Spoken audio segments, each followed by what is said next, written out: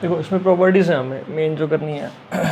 First property F x D X is equal to F Y D Y, limit same रहती है A to B, ठीक, dummy variable. Second, अगर हम limit को क्या कर दें, इंटरचेंज, तो साइन आ जाएगा माइनस का, f x D x sign आ जाएगा माइनस का। A to b F x plus g x, तो इसको हम क्या कर सकते हैं, सेपरेट कर सकते हैं।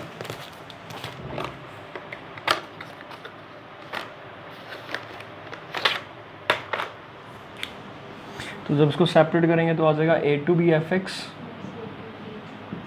Plus a to b g x D x. और इसको हम ऐसे भी लिख सकते हैं, लिमिट सेम होनी चाहिए।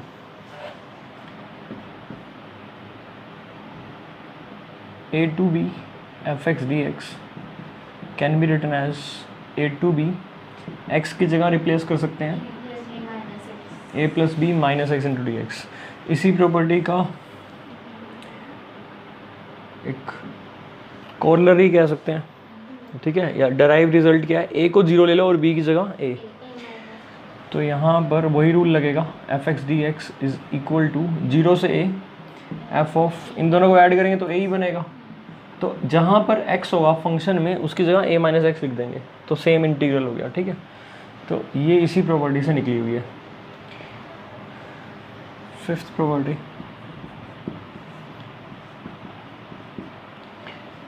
अगर लिमिट हो ए से B F x D x,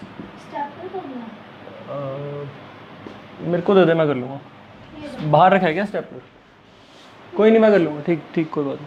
F x a to b d x, इसको हम लिख सकते हैं ए से c f x D x, फिर प्लस सी से B F x D x, provided c जो है वो ए से बड़ा और बी से छोटा होना चाहिए।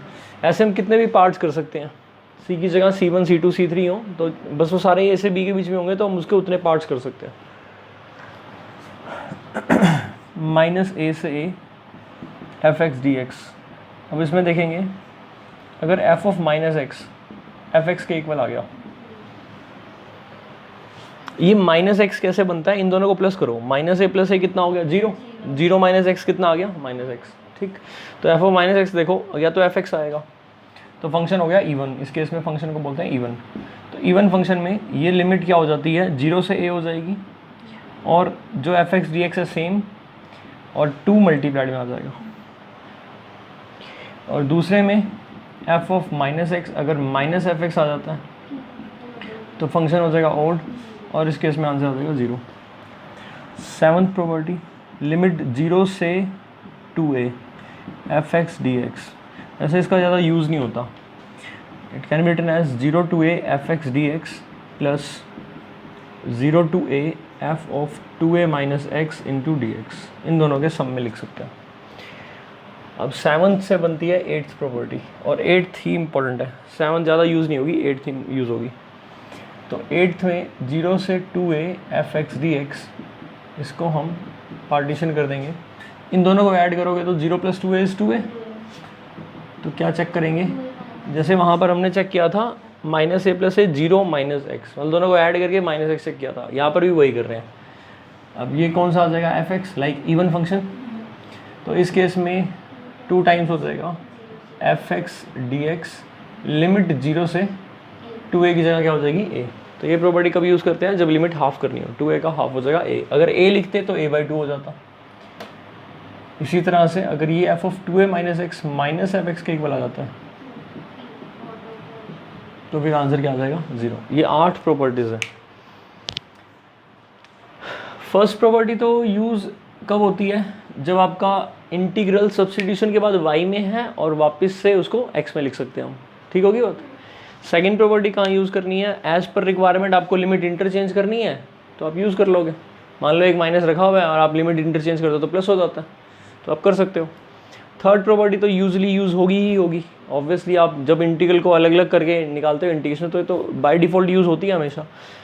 फोर्थ प्रॉपर्टी 99% क्वेश्चन में यूज़ होगी, मतलब मैक्सिमम क्वेश्चन में सब कहाँ यूज़ होगी, ये वाली फोर्थ ही यूज़ होगी। ये जनरली वहाँ यूज़ होती है जहाँ पर कॉम्प्लीमेंट्री फंक्शन होता है, जैसे साइन है, कोस है, और लिमिट 0 से π/2 है, तो π/2 माइनस एक्स करेंगे तो साइन किस में कन्वर्ट हो जाएगा, कोस में, और कोस साइन में हो जाएगा, एलसीएम सेम आ जाता है, tan कोट बन जाएगा, कोट 10 बन जाएगा, ठीक है।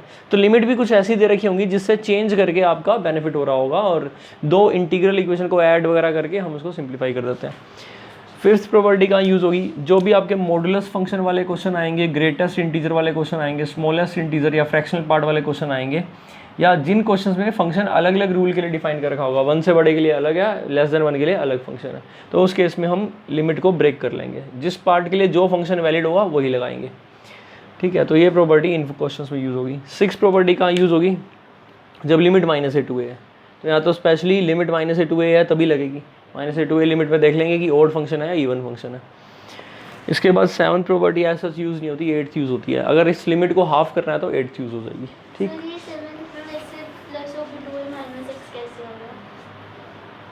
प्रूव कह रहे हो ना इसका, इस जी तो यूज़ नहीं होगी क्वेश्चन में। 0 से 2a fx dx, इसको हमने ऐसे लिख दिया, 0 से a fx dx plus a से 2a fx dx, लिख सकते हैं ऐसा। फिफ्थ प्रॉपर्टी यूज़ कर दी, 0 से a और फिर a से 2a, a 0 से 2a के बीच में आ रहा है, इसको एज इट इज लिखा रहने देते हैं, 0 से a fx dx। इस पार्ट में लेट कर लेते हैं x को 2a माइनस वाई, तो dx की वैल्यू आ जाएगी dy विद नेगेटिव साइन, तो यहाँ पर fx की जगह क्या आ जाएगा 2a माइनस वाई, और dx की यहाँ क्या आ जाएगा dy विद नेगेटिव। अब लिमिट भी चेंज करेंगे, तो जब यहाँ पर x को a रखेंगे तो a is equal to 2a minus Y, तो y की वैल्यू कितनी आ जाएगी a, और जब 2a रखेंगे तो 2a is equal to 2a minus Y, तो y की वैल्यू कितनी आ जाएगी 0। अगर मैं यहाँ पर इसको चेंज कर दूँ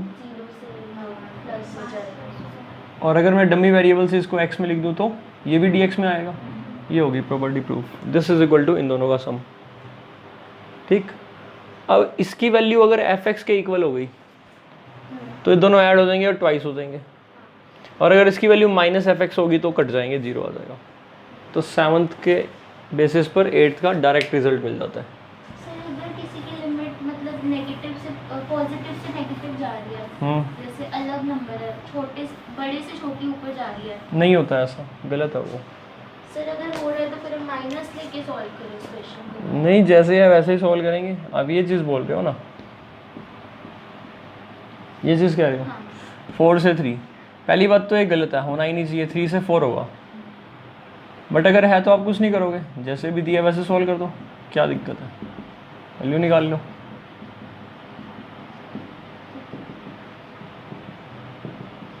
अब क्वेश्चन गलत है तो मैं उसको चैलेंज तो नहीं कर सकता पेपर में, सॉल्व भी करना पड़ेगा, तो सॉल्व उसी तरीके से करना जैसे करना आता है। सर जैसे ना एक क्वेश्चन था, interval increasing decrease to increase होता है ना, छोटे से बड़ा होता है असेंडिंग ऑर्डर में, डिसेंडिंग में थोड़ा ना होता है। हाँ, एक क्वेश्चन में जैसे हमने सॉल्व किया, एक स्टेप पे आ गया माइनस बाहर था और लिमिट ना बड़े से छोटे पे जा रही है। जाने दो, कोई बात नहीं, आप इंटरचेंज करो, लिमिट को प्लस हो जाएगा वो। हाँ, तो वो तो अपनी मर्जी है ना, ये कोई जरूरी थोड़ा है कि अगर बड़े से छोटे पे है तो जरूर चेंज करनी है, मत करो चेंज। जब आप इंटीग्रल में वैल्यू पुट करोगे, बाहर एक नेगेटिव लगा हुआ है, जो आंसर आ रहा होगा वो नेगेटिव में आएगा, तो नेगेटिव नेगेटिव पॉजिटिव अपने आप ही हो जाएगा। आप पहले ही उसको इंटरचेंज कर रहे हो तो पॉजिटिव हो गया, तो अब आपका आंसर पॉजिटिव ही आ रहा होगा, तो उससे तो कुछ फर्क नहीं पड़ता। ठीक है,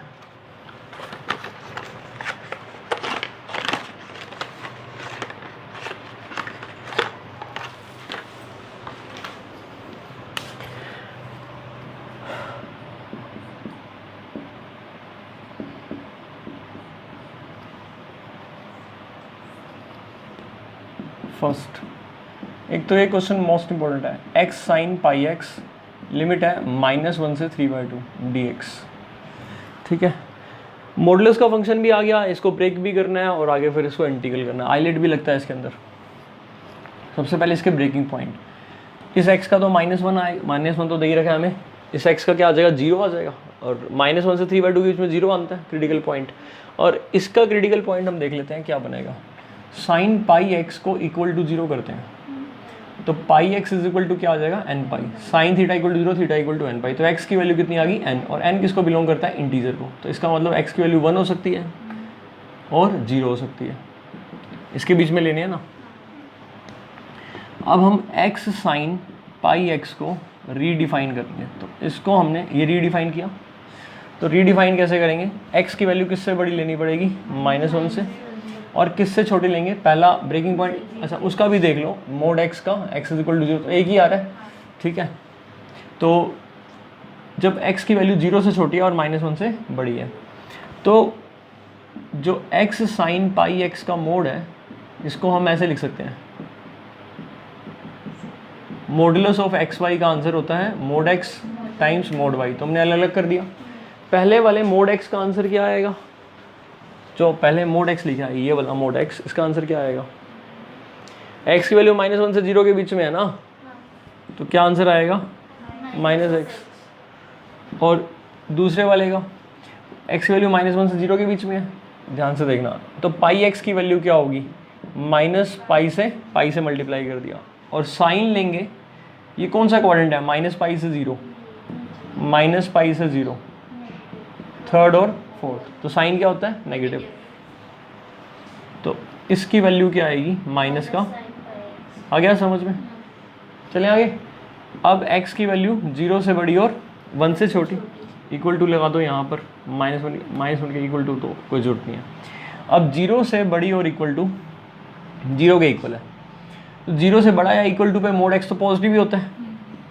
मोड x की definition x when x is greater than equal to 0, -x when x is less than 0। पहले ये लगा दी थी लेस देन 0 में, अब ये लगा रहे हैं, तो ये तो पॉजिटिव आएगा, मतलब खाली x ही आ जाएगा। और दूसरे वाला देख लेते हैं, अगर पाई से मल्टीप्लाई करेंगे तो 0 से पाई हो जाएगा, और 0 से पाई में साइन फर्स्ट और सेकंड क्वाड्रेंट में तो पॉजिटिव होगा, तो x into sine pi x. अब x की वैल्यू क्या होगी, 1 से 3/2 के बीच में, लास्ट 3/2 है। x तो पॉजिटिव ही होगा, लेकिन ये वाला अब पाई से 3/2 आ जाएगा, जब पाई x करोगे तो पाई से मल्टीप्लाई, तो थर्ड क्वाड्रेंट हो गया, साइन नेगेटिव होता, तो हम क्या करेंगे माइनस का। Therefore this integral I becomes -1 से 0, इसकी वैल्यू माइनस माइनस प्लस, तो x sine into d x. ठीक, ये वाली वैल्यू भी x की प्लस की आ रही है, x sign pi x into d x.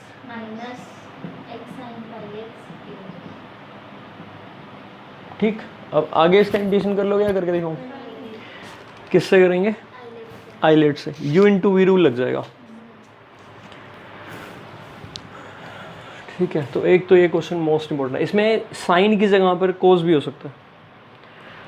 अगर कोस हुआ तो क्रिटिकल पॉइंट क्या निकलेगा, कोस थीटा इक्वल टू 0 हो जाएगा, तो थीटा क्या आएगा 2n + 1 π/2, 2n + 1 यानी ओड मल्टीपल ऑफ 5/2, 2n + 1 π/2, पाई से पाई कट जाएगा तो क्या आएगा 2n + 1/2। ठीक, n की वैल्यू 0 डाल दोगे तो क्या वैल्यू आएगी 1/2, तो उसकी क्रिटिकल वैल्यू 1/2 आ जाएगी, -1/2 आ जाएगी। ठीक है, उस हिसाब से बन जाएगा, तो कर लेना। ठीक है, साइन वाला भी हो जाएगा और कोस वाला भी हो जाएगा। चलें आगे। अब एक तो ये क्वेश्चन हो गया, इसका एक बार आइलेट से देख लेते हैं क्या बनेगा।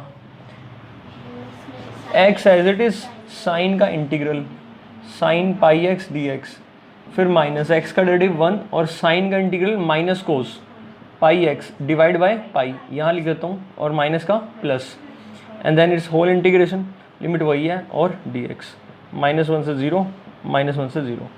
आगे इसका भी सेम आएगा, इसका भी सेम आएगा इंटीग्रेशन, बस लिमिट पुट करनी है। वैसे तो ना इसका एक ही बार इंटीग्रेशन कर लो, लिमिट इकट्ठी बाद में पुट कर सकते हो। ठीक है, तो क्या बनेगा, x इसका क्या आ जाएगा कोस pi x divide by pi with negative, और लिमिट क्या पुट करेंगे 0 और -1। अब 1/पाई कांस्टेंट, पाई स्क्वायर ही हो जाएगा, इंटीग्रल कितना आएगा sign pi x divide by pi, limit 0 और -1। अब जब 0 पुट करोगे तो पहले वाला 0 हो गया, फिर माइनस, जब -1 पुट करोगे ठीक है, ब्रैकेट लगा लेते हैं। जब -1 पुट करोगे तो यहाँ -1 cos of minus pi consume ही कर लेता है, तो कोज ऑफ पाई की वैल्यू अगेन -1 होती है और नीचे -पाई वैल्यू रखा हुआ है। तो ये माइनस माइनस प्लस और ये माइनस बाहर आकर क्या हो जाएगा प्लस। तो अल्टीमेटली क्या वैल्यू आएगी 1/पाई प्लस 1/पाई²। साइन का ये 0 आ जाएगा, माइनस ये भी 0 ही होता है। साइन पाई या साइन माइनस पाई 0 होता है ना, साइन पाई 0 होता है, एन पाई 0 होता है, साइन एन पाई, तो ये 0 हो गया। पहले वाले पार्ट का इसका आंसर आया कितना 1/पाई। ऐसे ही इसका और इसका करूँ क्या, सॉल्व हो जाएगा। वैसे तो ये आपका इंटीग्रेशन आ गया ना, बस इसमें लिमिट चेंज करनी है। यहाँ 10 लिख लेना और यहाँ पर 10 और फिर ये वाली इस स्टेप्स को तो सेम लिख देना और लास्ट में प्लस माइनस कर लेना। कंप्लीट नहीं किया मैंने, कर लेना। क्यों यू और वी लेट कर सकते हैं, अलजेब्रिक फंक्शन है और ट्रिग्नोमेट्रिक फंक्शन है। क्योंकि दोनों का इंटीग्रेशन तुम आधी बात सुनते हो, पूरी तो सुनते ही नहीं। मैंने ये बात भी बताई थी फिर कि जो वैनिश हो जाए, अगर हम इसको लेंगे अपना सेकंड फंक्शन और इसको फर्स्ट ले लेंगे तो सेकंड का इंटीग्रल करेंगे, x का इंटीग्रल x²/2, तो सेकंड में फिर u इंटू वी नहीं बन जाएगा। ये भी तो बताया था कि जब दोनों का पता हो तो हम u उसको लेते हैं जिसका डेरिवेटिव वैनिश कर रहा हो।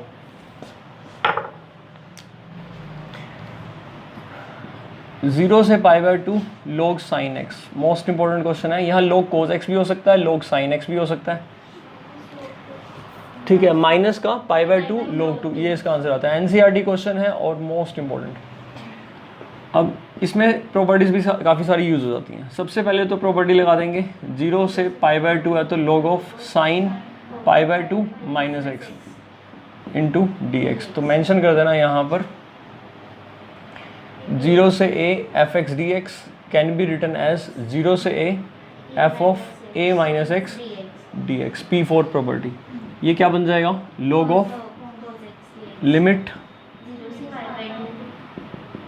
अब इक्वेशन 1 दोनों को ऐड कर देंगे तो ये बन गया 2i इज इक्वल टू, क्योंकि लिमिट सेम है तो प्रॉपर्टी लग जाएगी f(x) प्लस dx इकट्ठा हो जाएगा। अब log m plus log n, m into n हो जाएगा तो log m इंटू n, 2 से मल्टीप्लाई 2 से डिवाइड इंटू dx, तो ये बन जाएगा log sin 2x तो माइनस log 2। लिमिट 0 से π/2, 0 से π/2, log 2 कांस्टेंट है तो 1 का इंटीग्रल x हो जाएगा, 2i एज इट इज रहने दो।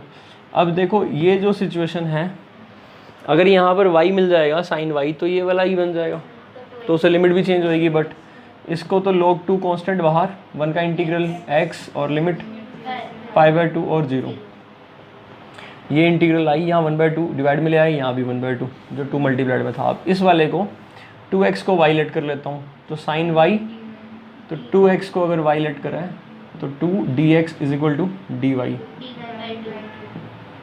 तो dx की वैल्यू dy/2, 1/2 बाहर रख लेते हैं। लिमिट 0 पर 0 आएगी और π/2 पुट करेंगे तो क्या होएगी पाई, ठीक।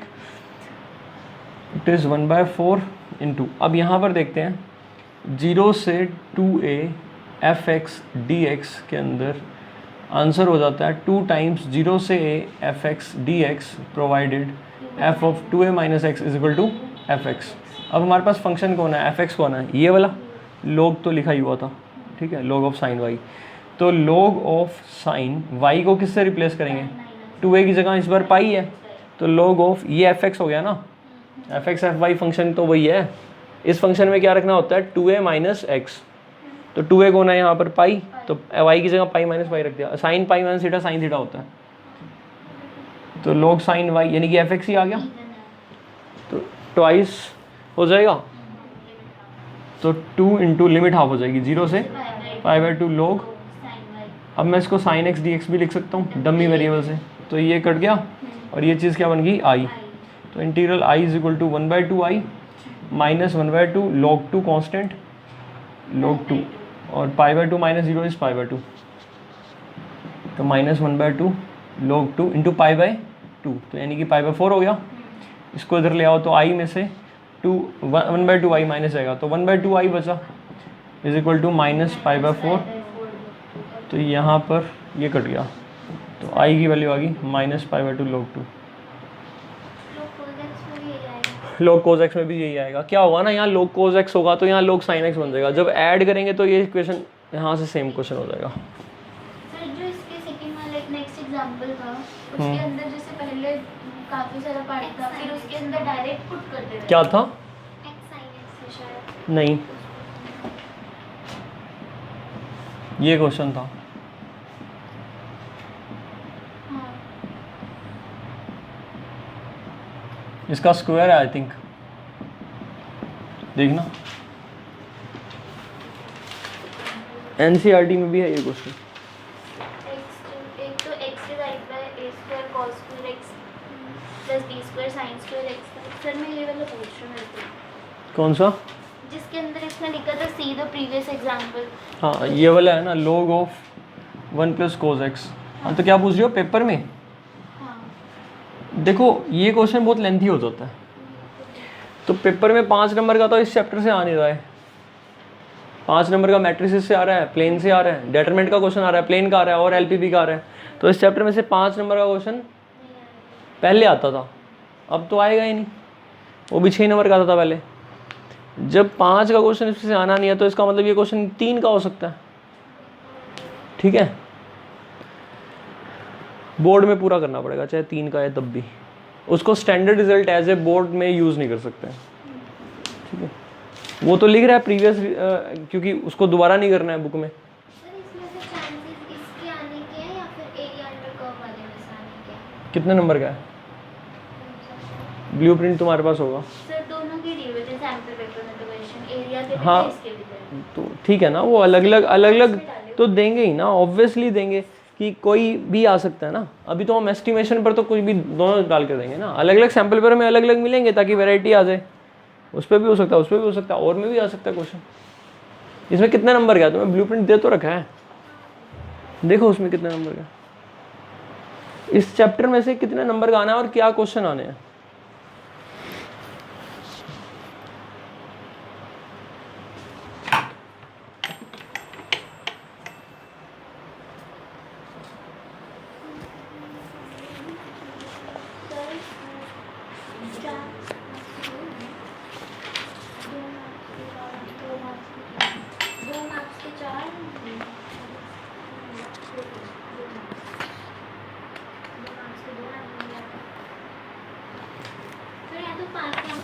जीरो से π/2 है ये क्वेश्चन है। हाँ क्या कह रहे हो,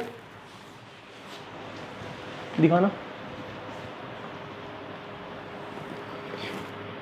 एप्लीकेशन ऑफ इंटीग्रल में से शॉर्ट आंसर टाइप 1 मार्क्स के आने हैं ना, 1 to 8। 4 क्वेश्चन आने हैं 2-2 नंबर वाले।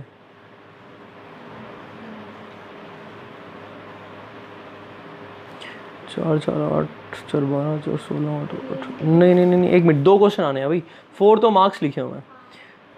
ठीक है, इसमें आपके पास 2 क्वेश्चन आने हैं 4 नंबर के और 1 क्वेश्चन 5 का लिखा हुआ है इसने। अरे ये ब्लूप्रिंट 2 है ना, ये मत देखो, ये तो 2 है ना, 1 वाला देखो, ये CBSE वाला नहीं है। हाँ हाँ, टोटल ये 1 नंबर का 1 क्वेश्चन है, 1 क्वेश्चन 2 नंबर का और 1 क्वेश्चन 3 नंबर का। 3 2 5 और 1 6 नंबर का चैप्टर है ये। सर एक क्वेश्चन ना वही वाला दिया होता है जिसमें 0 वाला होता है ना, इवन और प्रॉपर्टी वाला। हाँ ज्यादातर उसका आंसर 0 निकलता हाँ। है, आपको वही देते हैं।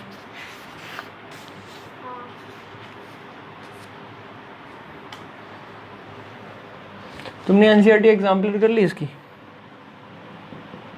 इसकी नहीं करी थी। पेपर में ना क्वेश्चन अटक जाएगा।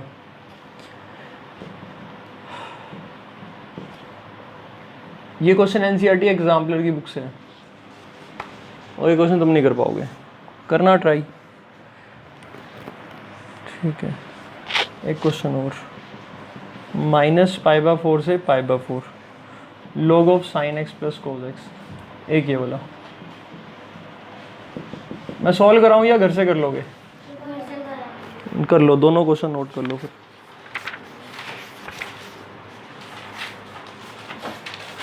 अरे हमने वो गलत देखा था, दिखाना एक बार। एप्लीकेशन ऑफ इंटीग्रल देख लिया हमने, ये एप्लीकेशन ऑफ इंटीग्रल में नहीं है, ये एनसीईआरटी में नहीं है ये। उसमें भी एलिमेंट्स की बुक में भी ये एरिया में ही है।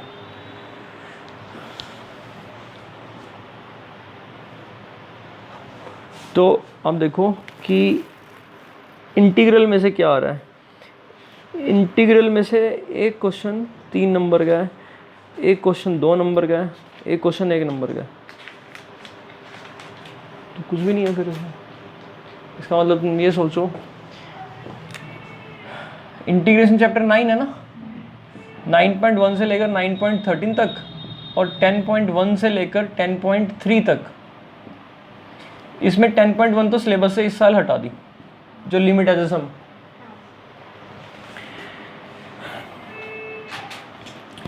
ये पूरा 6 नंबर का है, ये पूरा। हाँ दोनों मिला, क्योंकि एनसीईआरटी में तो ये 7.1 से लेकर 7.11 तक ही है सारा। और इसमें भी एक एक्सरसाइज छुटी हुई है, जो लिमिट एज अ सम है, वो एक्सरसाइज हटी हुई है।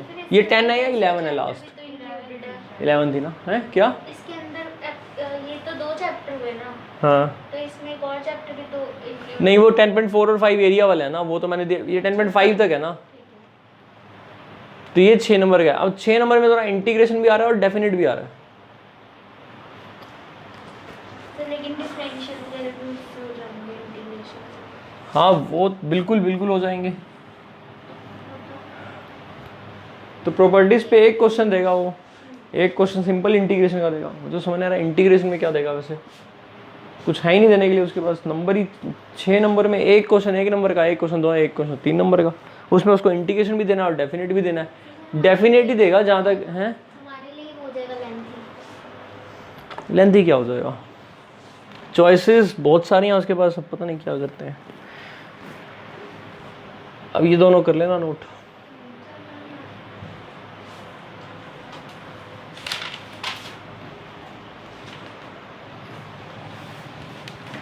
पहले इन दोनों चैप्टर की वेटेज कम से कम भी 12 नंबर होती थी।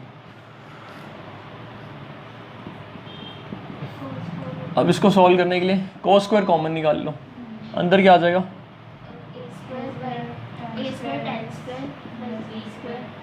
इसका होल स्क्वायर ऊपर स्क्वायर का स्क्वायर हो जाएगा ना। 2 मिनट वेट कर लो, 2 मिनट वेट कर लो, 2 मिनट वेट कर लो फिलहाल। तो सीकेंड 4x इंटू dx, लिमिट क्या होगी? π/2। ठीक होगी बात? अब लिमिट भी चेंज होएगी ना वैसे तो। नहीं अभी तो नहीं होगी, मैंने लेट नहीं करा। अब इसको secant square x into 1 plus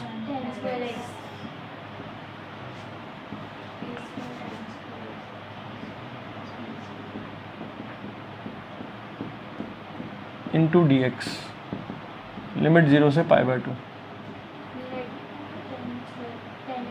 late 10x be y, तो सीकेंड स्क्वायर x इंटू ये dy आ जाएगा। तो integral I is equal to secant square x into dx, तो dy हो जाएगा। यहाँ आ जाएगा 1 प्लस और नीचे आ जाएगा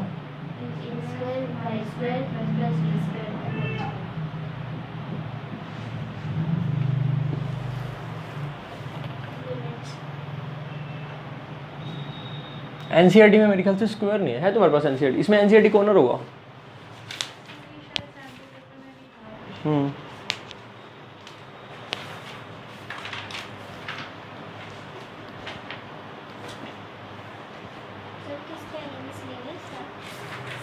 एग्जाम्पल है ये एनसीईआरटी की बुक में, देखना ऐसा कुछ एग्जाम्पल है। ये था एनसीईआरटी एग्जांपल का dx divide by a square cos square x plus b square sin square x का होल स्क्वायर और 0। ये एलिमेंट्स का क्वेश्चन में दे रखा है ना। एनसीईआरटी के अंदर देखो एक बारी, जहाँ एनसीईआरटी कॉर्नर है ना उसका एक एग्जाम्पल होगा। ये थोड़ा सा चेंज है उसके अंदर। एनसीईआरटी का लास्ट एग्जाम्पल होगा, लास्ट सेकंड होगा या लास्ट होगा। एनसीईआरटी कॉर्नर लास्ट में नहीं, हाँ सर एक तो ये है इसमें देखो ना।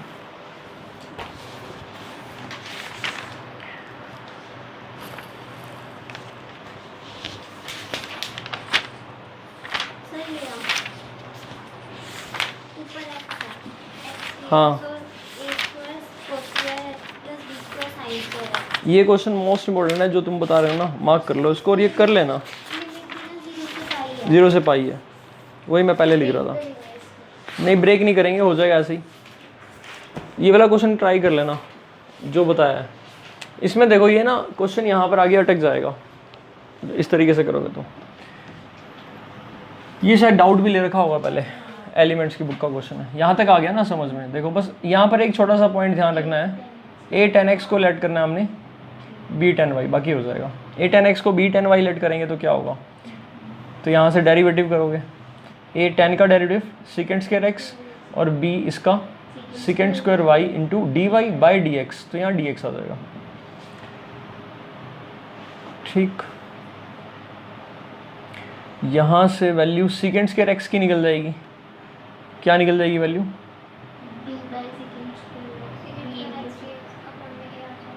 ठीक है। ये वैल्यू पुट कर दो तो लिमिट क्या आएगी, लिमिट तो चलो बाद में लगा लेंगे क्योंकि सब्स्टिट्यूशन कर दिया। ये क्या बनेगा, इसकी जगह आ जाएगा B square tan square Y plus B square उसका होल स्क्वायर। यहाँ ऊपर सेकेंड स्क्वायर एक्स की जगह क्या आ जाएगा, b divide by A into second square Y D Y. और क्या बचा हुआ था 1 प्लस tan स्क्वायर एक्स, तो tan x की वैल्यू है हमारे पास b बाई tan y, तो जब 1 प्लस करोगे तो इसका स्क्वायर हो जाएगा, तो 1 plus B square divide bye,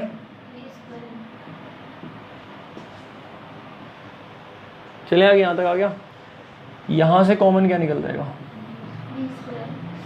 B square, तो बाहर क्या आएगा और ऊपर b पड़ा है, क्या बनाइए 1 प्लस tan स्क्वायर वाई क्या होता है सेकेंड स्क्वायर वाई, तो सेकेंड 4y और यहाँ ये कट जाएगी पावर, यहाँ क्या आएगा a square plus tan square Y by a square और dy। तो a स्क्वायर और a कितना हो गया, और ये तो 1 बाय, अब नीचे कितनी पावर बची 4 थी ना, और ऊपर क्या बचा इंटू, बस यही बचा। अब आगे हो जाएगा इंटीग्रेशन, अलग अलग कर दो, साइन कोस में भी करते हो अलग अलग कर दो। 1 by A cube B cube by second square Y plus B square divide by A cube B cube tan square Y divide by second square Y. देखो दोनों के कर लोगे इंटीग्रेशन, ये तो कर जाएंगे कांस्टेंट जो भी है। ये तो cos स्क्वायर वाई हो जाएगा, तो हो जाएगा 1 प्लस cos 2y बाई 2, इसका sine square Y divide by में, तो कितने हो जाएंगे cos 4। ये क्वेश्चन है ऐसा साइन स्क्वायर बाई cos 4 वाला।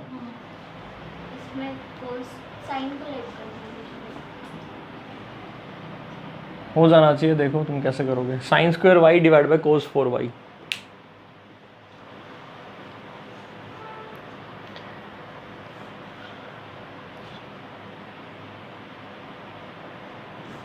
क्या आंसर आ रहा है इसका, इसका आंसर क्या है 2 pi divide by A cube B cube होना चाहिए मेरे ख्याल से।